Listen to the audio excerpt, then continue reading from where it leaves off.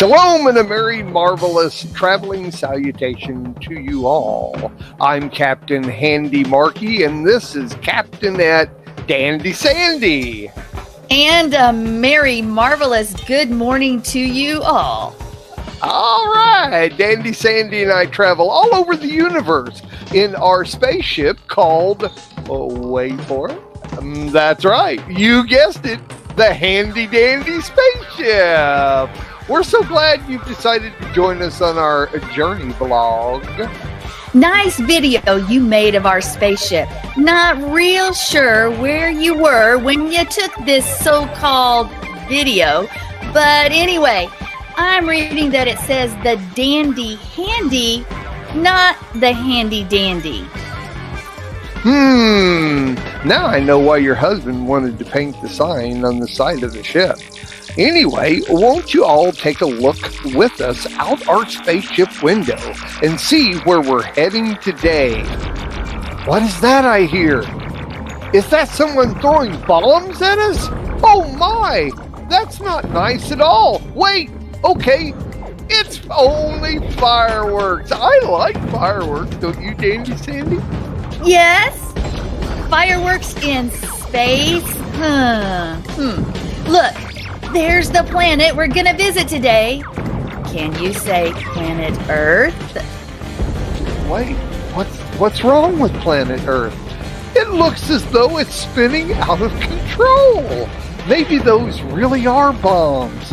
Captain at Dandy Sandy, put the Handy Dandy spaceship in orbit around planet Earth. There we are. Good job, Dandy Sandy. Good job. Steady now. Steady. Great job. All right. Get us on in there. Okay, I'll take the controls and I'll bring us on in. Okay, there we are. Hold on. A little rough, but we made it. Okay. Hold on. Let us bring it to a stop. Okay, good job. Okay.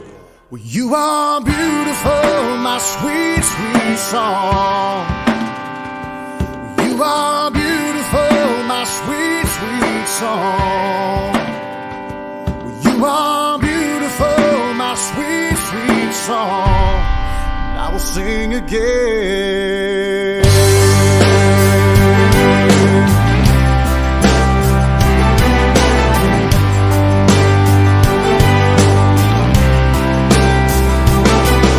You are so good to me. You heal my broken heart. You are my Father in heaven. No, that's what I call Torah portion music. Yes, ladies and gentlemen, Boker Tov.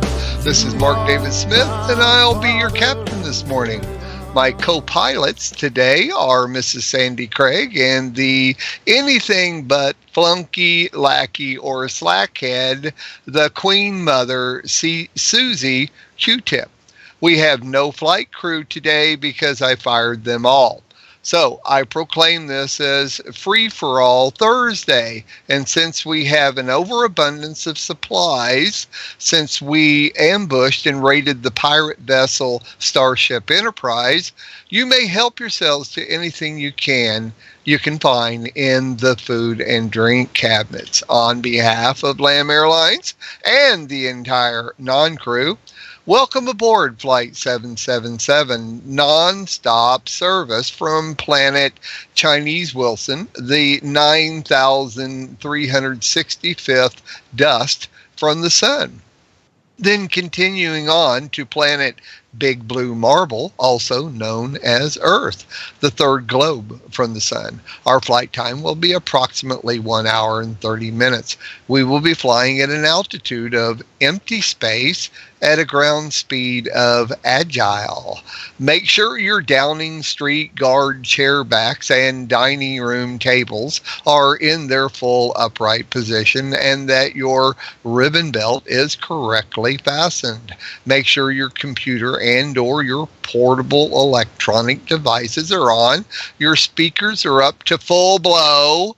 make sure to turn off your cellular phones so you won't be distracted during the flight and miss what I, my co-pilots, and non-flight crews will be sharing with you about planet Big Blue Marble. This way, your visit to this planet will be most excellent, dude. Thank you for flying Lamb Airlines. In case you've never stepped foot on this planet, Big Blue Marble, I will give you some useless information to help you trivialize what you don't already know about planet Big Blue Marble. The Big Blue Marble, otherwise known as the world in Greek, Gaia, in Latin, Terra, and in Hebrew, it's Eretz, of course, the only language we care about. The Big Blue Marble is the only object in the universe known to harbor life. So I guess if we picked you up from another object out there in Never Land, you don't harbor life. Well, we don't believe that. Since you are only visiting this planet, you must show the love of the Lord and kindness to its inhabitants. And as always, remember the verse from the Brit Hadashah, John 17:14, where Yeshua said to his Father, I have given your Devar to your people, and the world hates them because they do not belong to this planet, just as I myself do not belong to this planet. And if this is the first time you've heard this broadcast, that is from the MDSV. Once again, good morning. Today is Thursday, February 9, 2017, and or the 13th of Shavat, Hebrew year 5777. The Torah portion for this week is Beshilach from Exodus 13:17 through 17:16. There is a chat room open, so come on in, everybody. Up at the top of the page, you'll see what it says Lamb Chat. Click on that. You'll still be able to hear the broadcast, and you can come in and join all of the peoples in there, the aliens that we have writing in there. And there are a few aliens in there. You'll be able to see because of their nickname. They let you know which ones are the actual aliens. And you'll be able to join in and have fun with them and join in with the show. We do interaction from time to time with the chat room. So the chat room is actually part of the show. The intro song at the top of the hour was I Will Sing Unto the Lord, or what was it? What was that? Can't think of the other name that's usually known by Jack Marty, and that was good. I just found that on YouTube and thought that would work for today. It fits right along with our Torah portion for this week. Welcome, Sandy. How art thou this fine and wonderful morning? What's that? I'm sorry, I missed you. Andy. Come back, Sandy, come back. This is Woman's Day today, Sandy. You're supposed to be here with us. Why can't we hear you? Oh, Sandy, her and her microphone. I'm going to have to get John to smack that microphone a few times. So I can't see your text. Hold on. Yep, she's going to be with us. So in the meantime, let me welcome the Queen Mother, Susie Q-Tip, in with us today. Hi, Susie.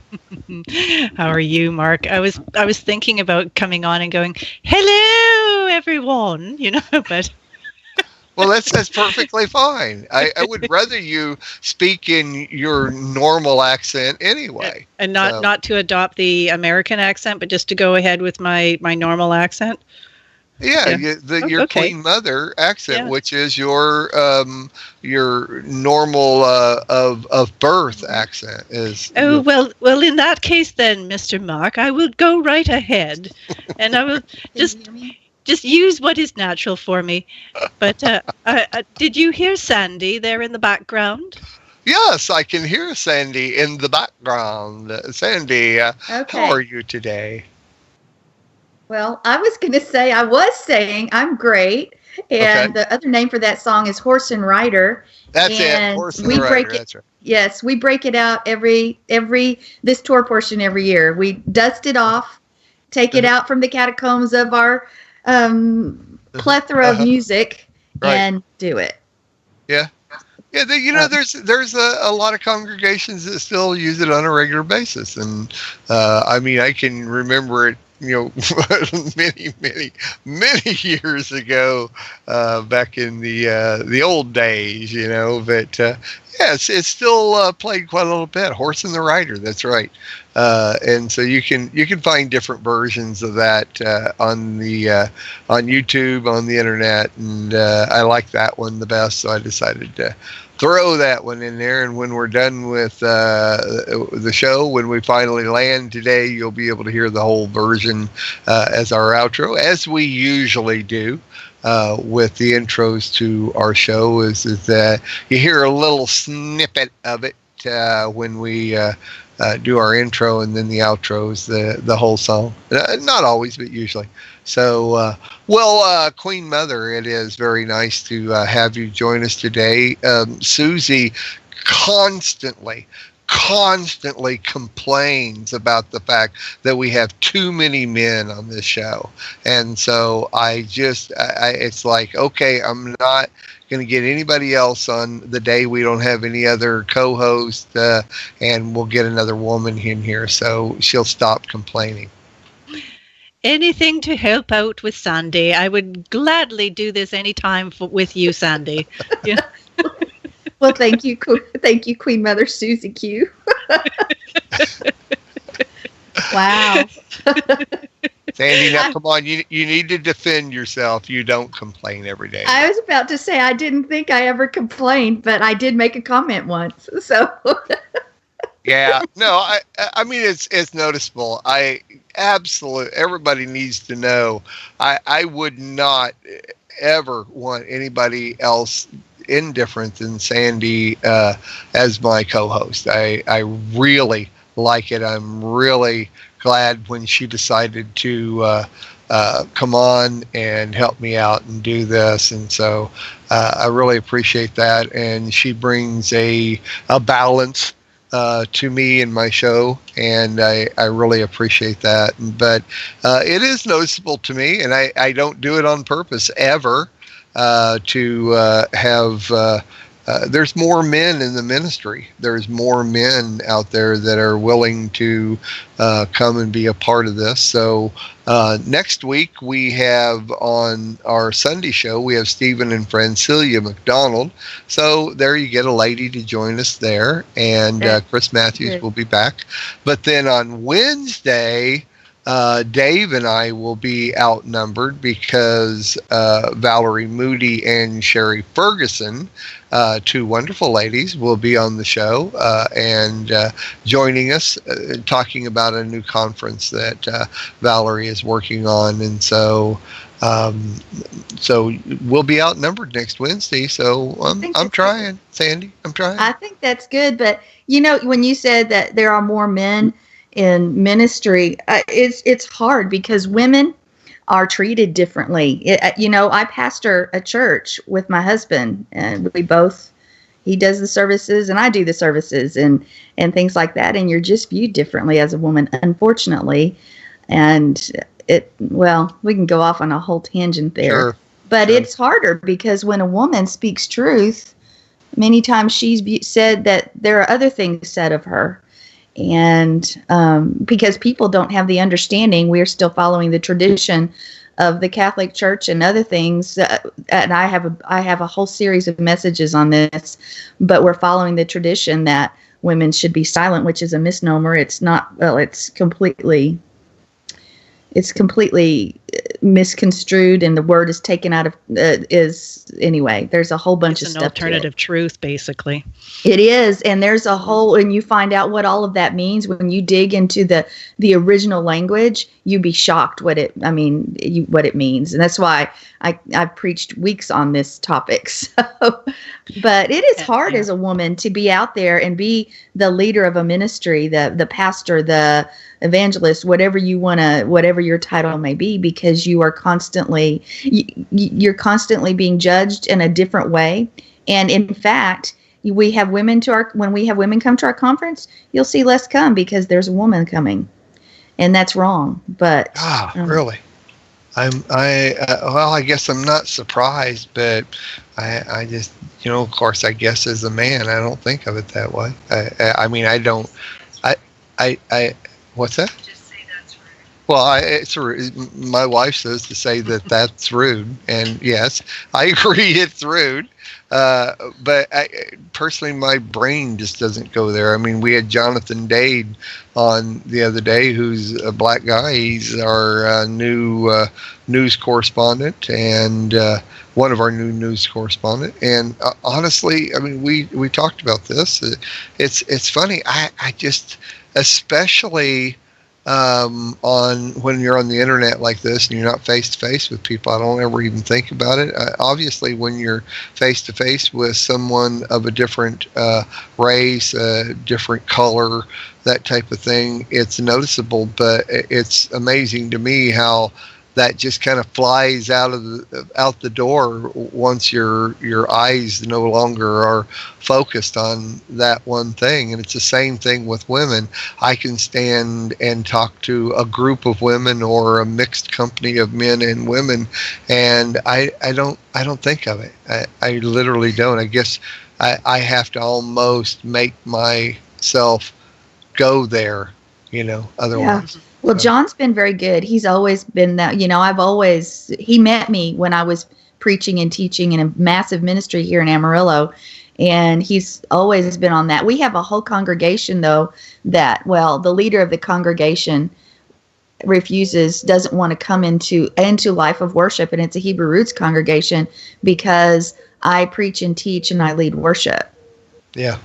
And it's just sad. It's sad. Yeah. I mean, and I don't have statistics on this, but I mean, it's pretty obvious by any standards, whether it's Christian, Jewish, or I don't know about Jewish, but Christian and Messianic, which are sometimes hard to tell the difference, is that your congregants are almost always dominantly women, and yet it's hard to get men to dance. It's hard to get men to rise up and be a part of the leadership and that type of thing, where your congregants are almost always women, whether or not the leadership is all men or whatever. And I just don't think it's so common, people don't even take notice of it. So yeah, I don't know where to go with that, but well, we could go, but it would take a whole show, so we should probably just go on. Sure. Yeah. Sure. I understand. I've been biting my tongue because we've got a show to go here. Oh, it's okay. Go. We got a couple of minutes. Go ahead. Yeah.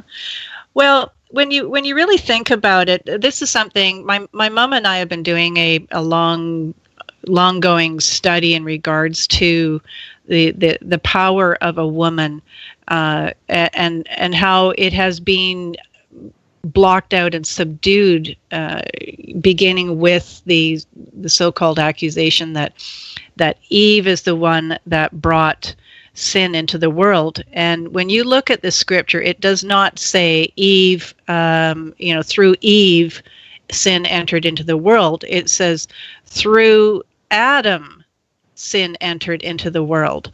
And because of this misnomer from the very beginning, we have this extra burden laid upon the female shoulders in regards to taking on this sense of accusation that is laid upon us by men who are misunderstanding the significance of the woman, and the fact that it is that men themselves are also lumped in, or not, I shouldn't say lumped in, but they are joined in as being classed as the bride of Yeshua. Therefore, men should really start looking at how does a woman think? How does a woman act? How does a woman face things, and the perspective from a woman's eyes? And it's something where my mom, she's a little bit more of a bulldozer in this department than I am, and she's gone out for her morning strolls, and she encounters people on park benches and stuff like this, and she will talk to whoever and tell them these kinds of things, and she's had so many men approach her afterwards, after she's discussed this, and said that their marriages have now improved simply because of what she had mentioned. Look at everything through the eyes of being a woman yourself, because you are the bride of Yeshua. And I just, in that regard, there's the blessing of marriages, for one thing. Not only your own physical marriage, but also the marriage that you're going to have with Yeshua the Lamb. So, yeah. I like it. Well, that's good, Susan. I like that a lot. It hurts sometimes inside to see the evil that the world is, the evil that's out there, and I hate it. And the injustice. My name even means defender of man, and I've always been that way, to my own detriment at times. And injustice infuriates me beyond. It infuriates me. Yeah. So I'm with you. It is time that we speak forth the truth, as well as battle on our knees and with the word. Isn't that what Yeshua did? Yes, but you hear so many people that call themselves believers or Christians or whatever you want to say. Well, God's going to do what he's going to do, and I'm just going to sit back. And I'm sorry, that's wrong. That I've never been able to sit back when I see something wrong going on. I've always had to go out there, like I said, and sometimes it costs, but I'm always going to defend those that should be defended, that are helpless, that need that, and things like that. So, with you, me too. I'm actually always for the underdog. I feel the people that have a name, people that have a place, and masses give them place. Then I believe they already have their place. And it's interesting, I was talking to Jamie Louie last night, which is a gentleman that we had on last week, a friend of Dave Matthews, and he put us in touch with Bruce Brill. And Bruce Bill's our new Israeli news correspondent. Well, Jamie was talking, about being on the show, and he was talking how, his ministry is mostly just helping other ministries and helping people do what they need to do. And that's always been my agenda. It's always been personal. My personal thing is to unite ministries, unite the people, and give place to those that have integrity but no voice. And that is the bottom line of Lamb Radio. Of course, there's a lot of other things, but as the owner of Lamb Radio, Susan, you know for a fact, you know me, you've known me since before Lamb Radio, that has always been my agenda. Yeah, the term you've always used is platform. Yeah. Right. Yeah. Exactly. Just to help those, like you say, with integrity. So, and a love I've had for a Israel. lot of platforms. I'm sorry. Well, thank you, Mark. I thank you for that so much. Well, I think the Lord is for the little guy. Well, I identify with that. So. It's a platform for those with integrity and a love for Israel, and right, exactly. And how can you go wrong with that? That is so much of a glorious way of promoting the name of God and glorifying the name of God. Right. And the NSA is definitely going to be keeping an eye on us, and I think it's more than the NSA, because if people are tuning in from all different other countries, their countries are also going to be tuning in and keeping an eye on us. Yeah. So. Mm-hmm. Yeah. Welcome to the tree. Welcome. Hi, folks. The branches. Yeah. All right. Well, let's move on into the Torah part of the show, and we'll be right back. My heart's bad, My way is so bad. Your way's good, your way makes me glad. My way's bad, my way is so bad. All right, Sandy, you get to interject little bits and pieces throughout the week, but you don't get a chance to just tell us your little gleanings on the Torah portion very much. So what you got for us today?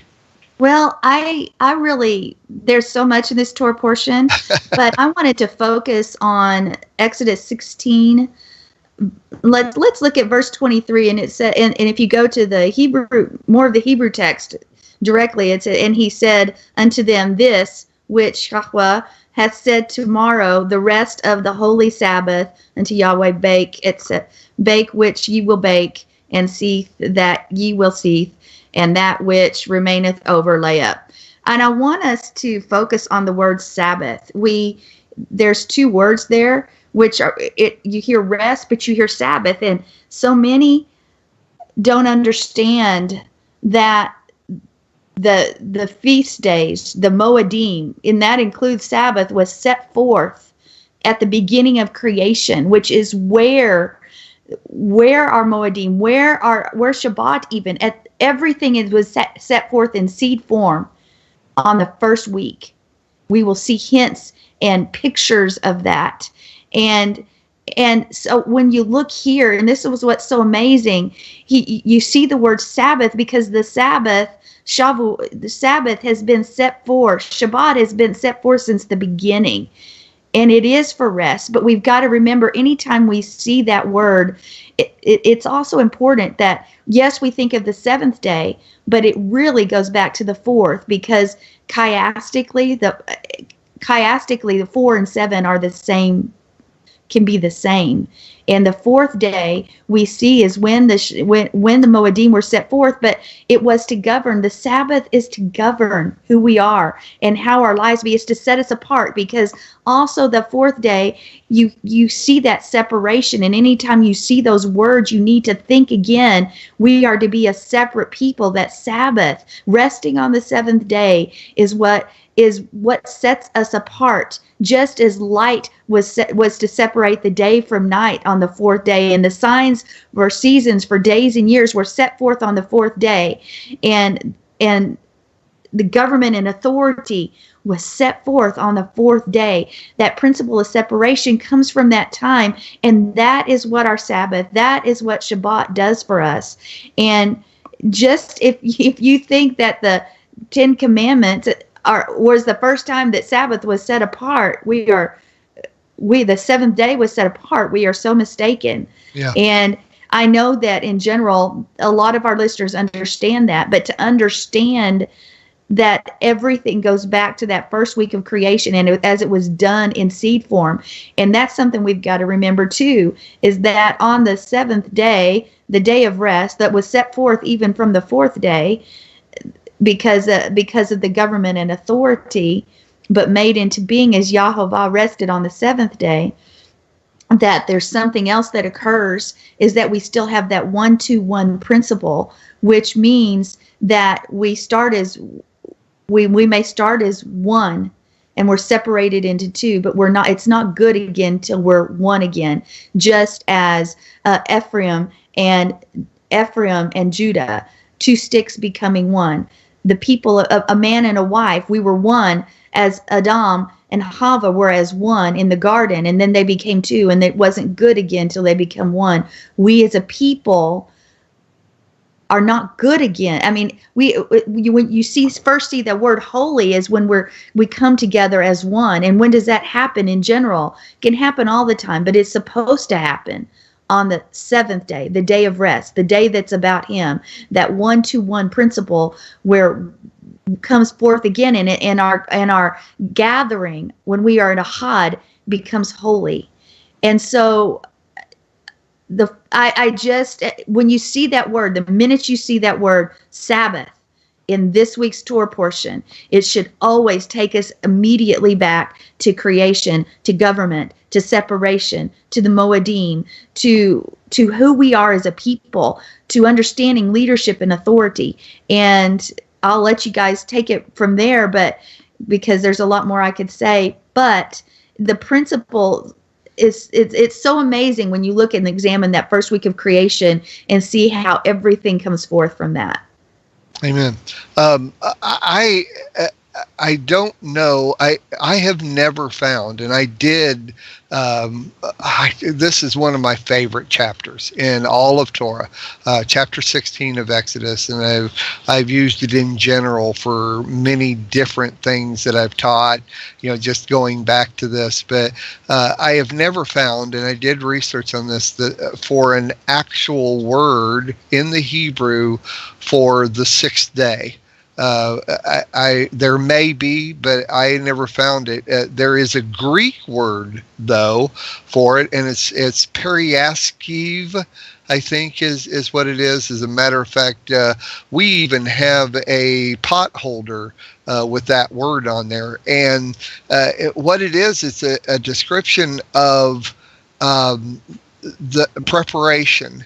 And I have always taught. Now, Sandi, I love what you're talking about, the fourth day, and each different day has its specific, very important issues and very important teachings on it, and I love that. I had not heard what you just taught, but on my deal on this one chapter is that the whole chapter basically, or most of it, talks about preparation for the Sabbath.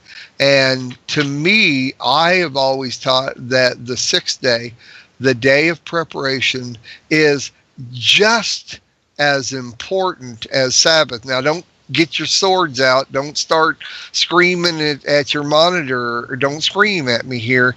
The reason I say that is because if you don't prepare for the Sabbath, it is a 100% guarantee you will violate the Sabbath. Absolutely. And that means to me that it is just as important to as Sabbath to prepare for it as to actually do the Sabbath. And so that's my take on that. Well, if you understand the sixth day, if you go back to that week of creation, that what was created on the sixth day, beast was created, and then man.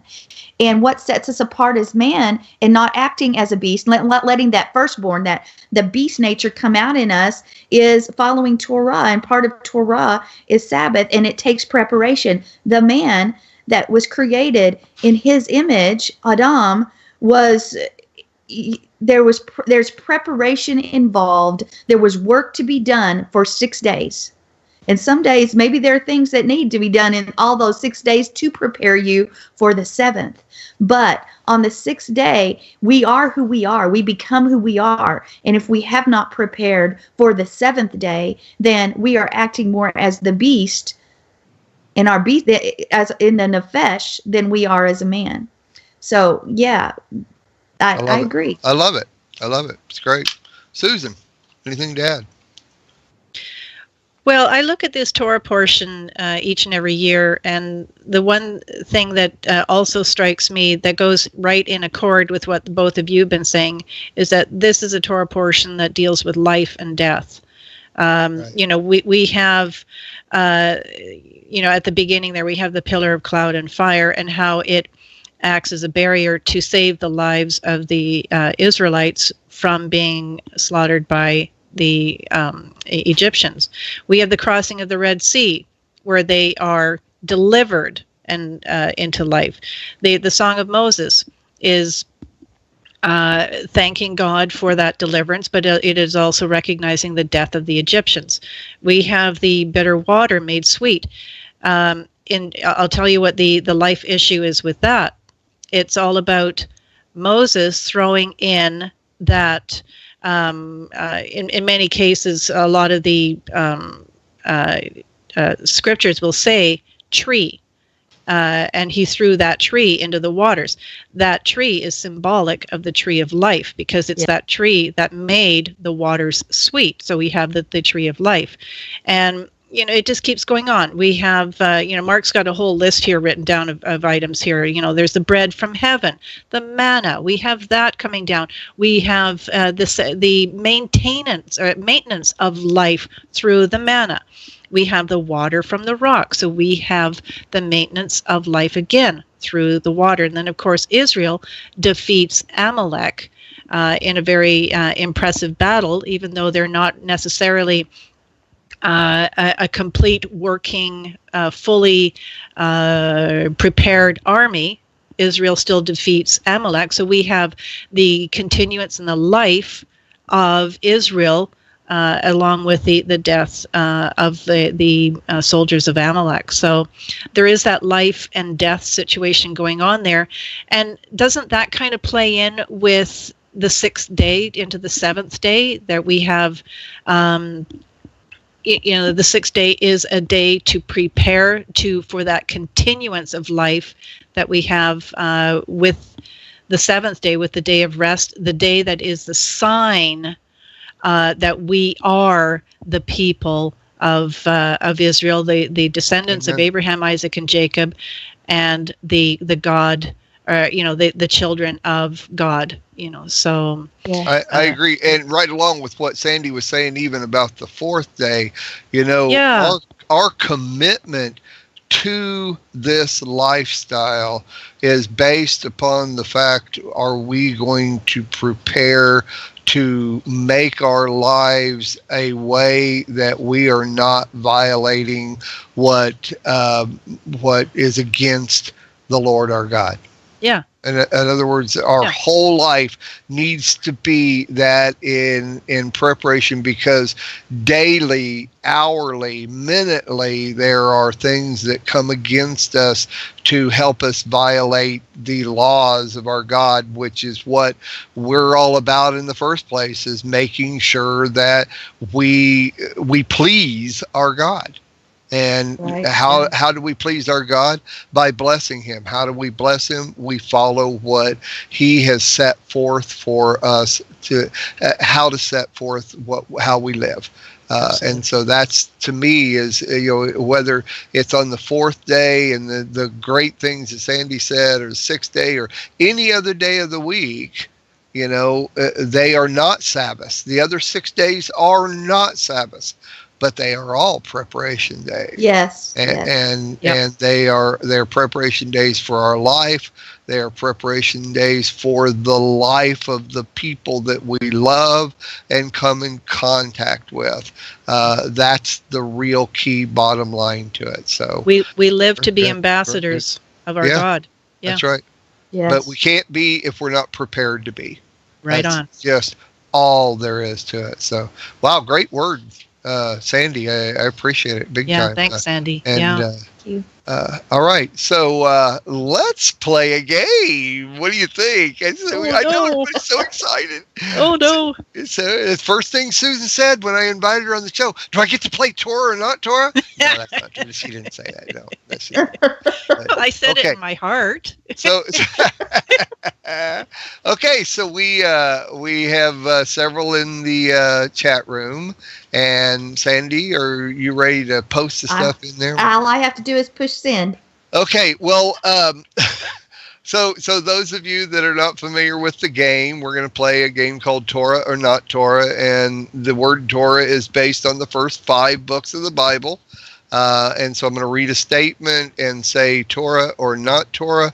You're to answer Torah or not Torah based on whether they are. This statement is in the first 5 books of the Bible, or is it, and it's also correct or incorrect. So, first statement. There you go, Sandy. Slip it in there. When Israel saw the Egyptians dead on the seashore, they believed in the Lord and in his servant Moses. You can't go to the great and mighty Google. Close your Bible. And let me say it again. When Israel saw the Egyptians dead on the seashore, they believed in the Lord and in his servant Moses. Torah or not Torah? Torah. Torah?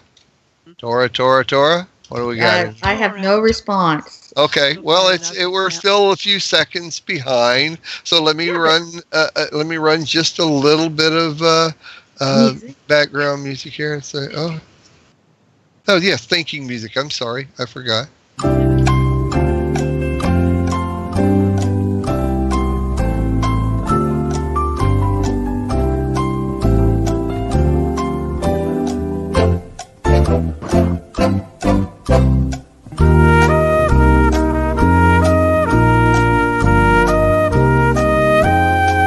Torah, or here we'll.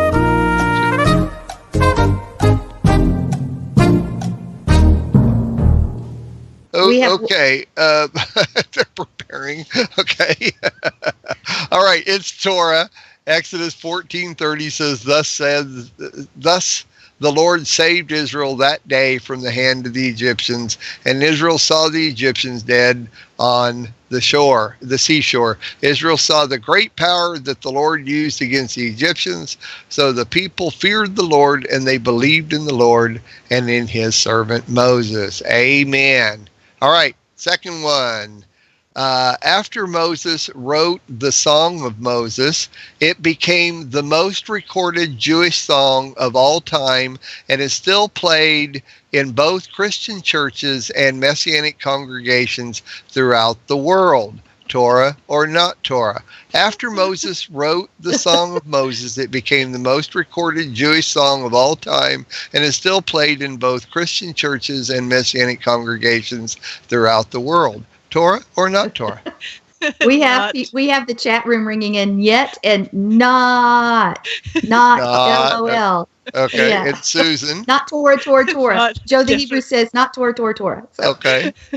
Not Torah, though. And I have not Torah, but yes. I don't know about it being the most recorded Jewish song of all time, but of course it is still played. And of course that's not in Torah. You know what, So, Mark? It what's will that? eventually be. Yeah. Oh, right? yeah. Eventually. Well, it is actually written in the MDSB. So if you want to get a copy But of you that. know, in the you know, when Yeshua's on the earth here, you know, the Song of Moses is something that we will be singing, as it says in the Book of Revelation, right? So I have a feeling it will be the most recorded. We're not going to say Jewish song, but we'll say the most recorded song. Okay. You know. All right. Yeah. All right. Next one. The Lord told Moses to throw a log onto the fire, and the sparks that flew out landed in the bitter waters, making them sweet. The Lord told Moses to throw a log onto the fire, and the sparks that flew out landed in the bitter waters, making them sweet. Torah or not Torah? Not Torah. I think we need. I don't have any responses yet. Okay, I'm looking here. I do have. Alien Adina says the Tays should know this if the Tays is listening, which we all know is John.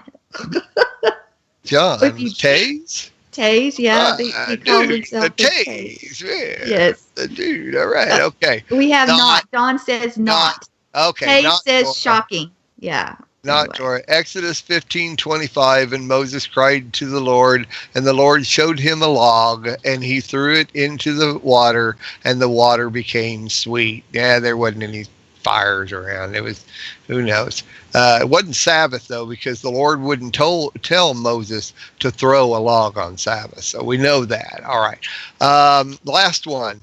Before arriving at the mountain of the Lord, the people of Israel camped where there were 12 springs of water and 70 palm trees. Torah or not Torah? Before arriving at the mountain of the Lord, the people of Israel camped where there were 12 springs of water and 70 palm trees. Torah or not Torah? Torah. Torah, okay. Mm-hmm. The Queen Mother is saying Torah. Okay, well, John shouldn't be able to play because he's probably sitting right next to Sandy, who has the answer. No, he's not. He's at work. Oh, he's at work. Oh, John. John says Torah. Man. Okay. But I love that question, Mark. Okay. I love it. Anyway, and why do you love it? Because you think of that, and you think it's sitting under 70 palm trees. 7 trees represent people, and 70 represents the nation. So the Israelites were among the nations camping out. I love that. So isn't that a great like analogy? I love it. Yeah. Yep. Okay, it's Torah. Exodus 15:22. Then Moses made Israel set out from the Red Sea.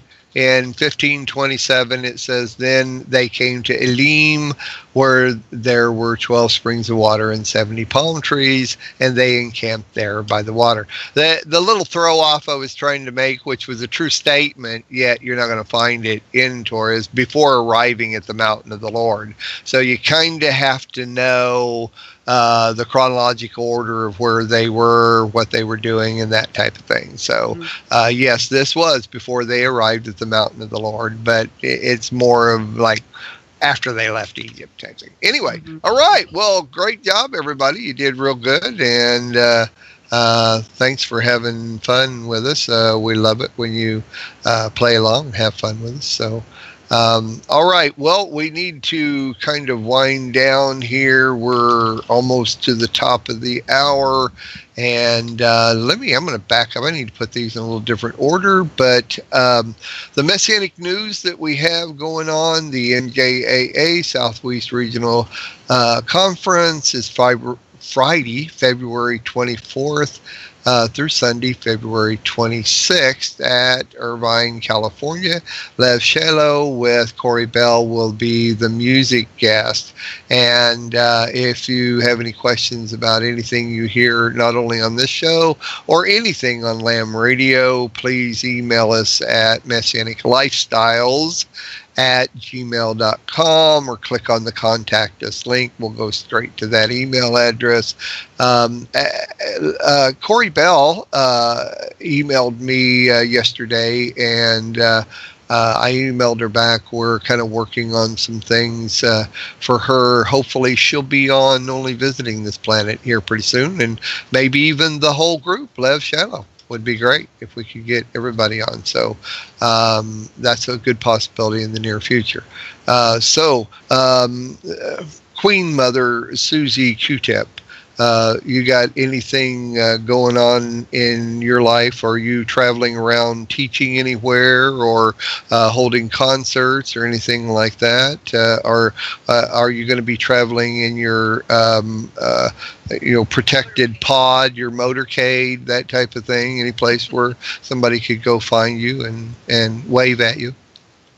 Oh, not really too much this week, Mark. We're just enjoying the time at home and catching up on some research and some study materials. And yes, but you definitely will hear me, and I'll be joined with Dr. Scotty Thomas every Thursday morning for War Room Prayers. And don't worry, I'm around. So there you go. Okay, well, thank you so much. Just how many different personalities do you have there, Susie Q? I don't know. I think I'm identifying with this new movie that's out in the theaters called Split. Let's not do that. Yeah, I know. But you sound a lot like my grandma. I can't figure that out. But, oh, Marky, how are you doing there, son? Oh, hi, Grandma. I haven't heard from you for quite some time. What are you up to? Well, just working real hard, but have you been listening to Little Lammy Radio? I have been listening, and I'm just so absolutely proud of all the work you've been doing with all these, projects you've been going on with the live conferences and with the, you've got some kind of a prayer spa coming up real soon, and I'm real excited about that one. But oh my goodness, you and Adina are just doing such a great job, and I love tuning in to Planet, because I get to hear Sandi, and that's so nice too. I love you, Sandi. Oh, you're such a sweetheart, and I learned so much from you. Bless your daughter there. Thank you, Grandma. All right. Well, it's always good to have Grandma on the show. And I'm sorry I haven't called. We need to talk soon, though. Yes, I do keep making those cookies, and hoping you're going to come by. Yeah. Well, since we moved to North Carolina and you're still in Canada, it's really kind of hard to come by that often. But I'll give you a call here real soon. Okay, sounds good. Okay. I'll sit by the phone and wait. All right. Thanks, Grandma. Susie Q, thank you so much. Mrs. Susan Hoogie, everybody. Yes.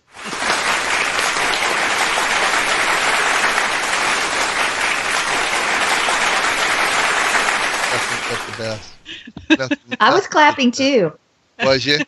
Yeah. No, I was doing the royal wave. Yes. Well, I'm sure you're used to it, but I just thought I'd give you a little extra there anyway. Thank you. No, thanks for inviting me. I always have so much fun listening in, and it's even a lot more fun to actually be on the air doing this. This is so much fun. Yeah. Well, I'm going to tell you what, Sandi Craig and Susan Hoogie are the only two people on this planet I know that are more busy than I am. So the fact that they relinquished their time to come in and do this is of great value to me personally and to Lamb Radio. And we really do appreciate it. Both of them work effortlessly, not only with what they do in their personal lives, but they do both work very hard for Lamb Radio and help us out in anything that we can. Susan does a million things on the outside of our broadcast, behind the scenes. She is on the Lamb board, and we appreciate every minute of your life. Susan, thank you so much for being a part of Lamb Radio. We really do appreciate you. Oh, no problem. But the thing is, like you were saying earlier, Lamb is a platform for others, and that includes me too. So it's a platform that allows me to also promote the love for Israel, as well as God's word, and to do it all with integrity that goes on here at Lamb Radio. So thanks, Mark. Amen and amen. All right. Our last thing for me to challenge everyone today is to be most excellent to each other. Be excellent to each other. Be excellent to Be excellent to each other.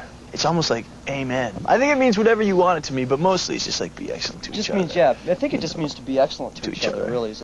Yeah, pretty much. Be excellent to each other today and every day.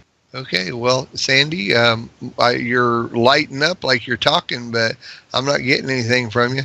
Okay, can you? There you go. There you go. You got it. Yeah, I lost the sound there for a minute. I didn't know what was going on. But yes, if you said I'll take you out, I'm going to take you out now. So, ladies and gentlemen, welcome to Planet Big Blue Marble, the third pebble from the sun. Local time is different among the nations, and the temperature varies at each place. For your safety and comfort, please remain seated with your seatbelt fastened until the captain turns off the fasten seatbelt sign. This will indicate that we have parked at the gate and that it is safe for you to move about. At this time, you may use your cellular phones to call everyone you know and tell them about the most wonderful flight you just had. Tell them they need to fly the very next flight 777, only visiting this planet on Lamb Airlines. On behalf of Lamb Airlines and the entire crew, I'd like to thank you for joining us on Flight 777, and we are so looking forward to seeing you on board every Sunday through Thursday. Have a nice day here on Terra.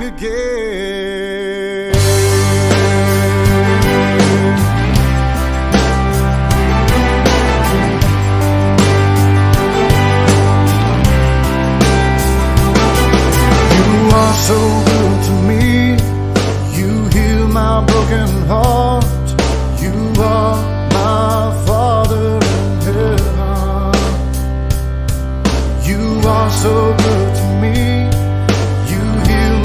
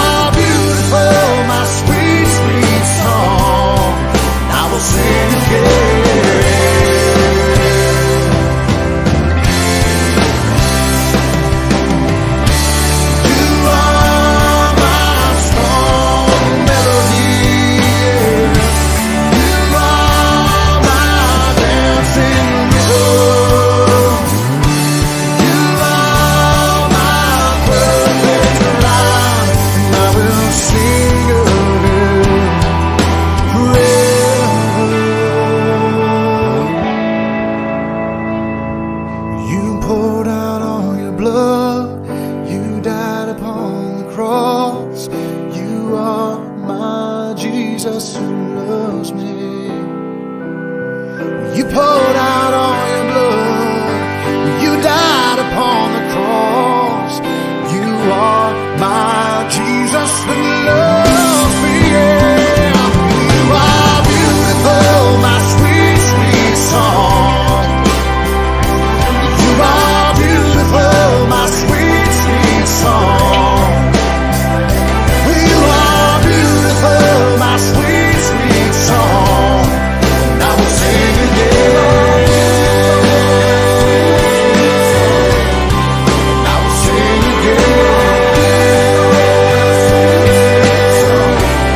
And I will sing again. And I will sing again.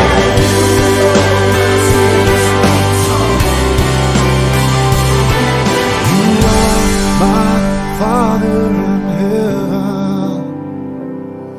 You are the Spirit inside me. You are my Jesus who loves me.